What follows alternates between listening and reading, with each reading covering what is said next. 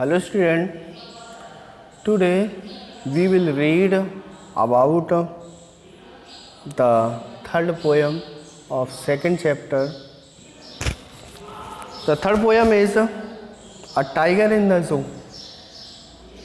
This poem is composed by Leslie Norris.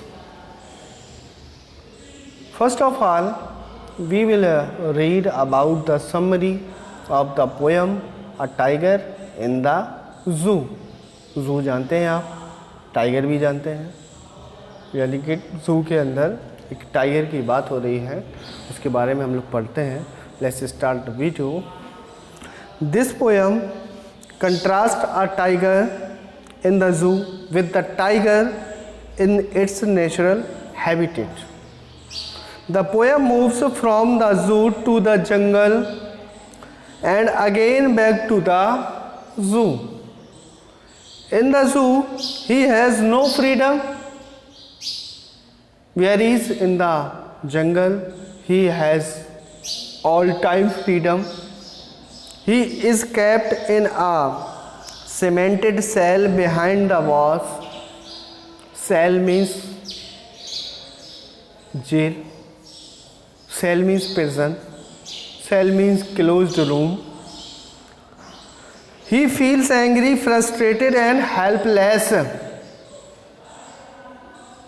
This reminds him of his natural habitat, his hiding and sliding in the long grass near the water hole and pouncing upon the fat deer, the way he terrorized the villagers, displaying the sharp teeth and claws. At night in the zoo, he hears the sound of patrolling cars. The tiger in the zoo appears helpless as a mere showpiece and source of entertainment to the people. The poet wants to convey that it is cruel to keep wild animals in small enclosures of the zoo away from their natural habitat. They feel angry, helpless and unhappy in the cage. He pays no attention to the visitor who come to watch him. In the silence of the night, he stares at the brilliant stars with his bright eyes. Let's come to the poem. The poem is, he stalks in his vivid stripes the few steps of his cage on pads of velvet quiet in this quiet rag. He should be lurking in shadow, sliding through long grass near the water where plump deer pass. He should be snarling around houses at the jungle edge, baring his white fangs, his claws, terrorizing the village. But he is locked in a concrete cell, his strength behind walls, starting the length of his cage, ignoring visitor. He hears the last white at night, the patrolling cars, and stares with his brilliant eyes at the brilliant stairs. The poet says that he stalks in his vivid stripes the few steps of his cage on the pads of velvet quiet in his quiet rage. The tiger in the zoo walks in the limited space, as you know, provide to it in the cage. It takes a few steps. There are stripes on its body which are quite prominent. Its paws are soft like velvet. No noise is produced when it walks on its pads of velvet. The tiger is silent but in anger. The rage meaning is anger. Second stanza, He should be lurking in shadow, sliding through long grass near the water hole where plump deer pass. Meaning, the poet suggests that the cage is not the proper place for the tiger. It is not its natural habitat. Usually, tigers are found sitting under long grass near a stream. As soon as they see their prey, like deer coming, they slide silently through the grass and kill them.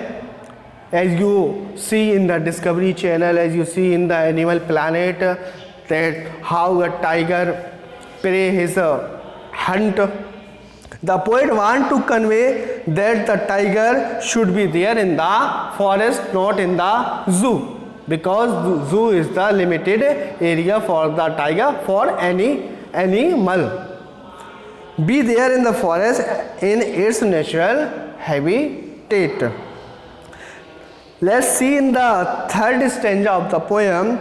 He should be snarling around house at the jungle edge, baring his white fangs, his claws, terrorizing the village. The poet then gives another suggestion that the tiger should be sitting at the jungle's edge in close vicinity of a village.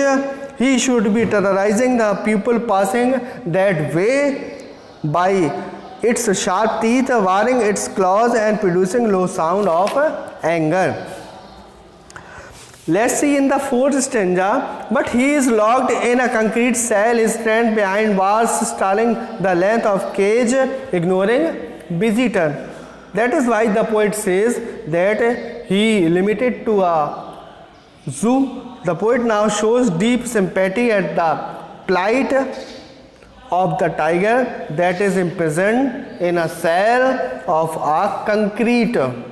He cannot come out of the cell because strong bars are fixed. Thus the poet says that the tiger's stand is locked, limited behind the bars. He shows no interest in looking at the visitors. Rather, he keeps on stalking in anger in the limited space of the cage. That is why when we see that how a tiger reacts in the zoo, and no movement we found in the place of the tiger. Let's see in last stanza of the poem. He hears the last voice at night, the patrolling cars, and stares with his brilliant eyes at the brilliant stars. Means the poet again takes the reader to the cage where the tiger is sitting in the cage, feeling unpleasant and restless. He hears the sound of the patrolling cars of the zoo authorities. He shows no interest in them. He stares at the shining stars with his brilliant eyes. The poet raises a moral issue here. He intends to present a strong case against the cruelty. In this poem, the poet describes very well how a tiger feels in the zoo. He has no area to moving himself. He feels with anger. So the poet described his feeling to us. Now the time is coming that you will give me answer of some question in the comment box. I am asking you some question now. Which animal has striped and velvet pecks? Why does he move only a few steps? It is because of pick out of the word from the stanza that means as clear. Who has written the above lines? These are the questions for you. You will answer of these questions in the comment box. I hope you like the video. If you have any problem, please comment in the comment box.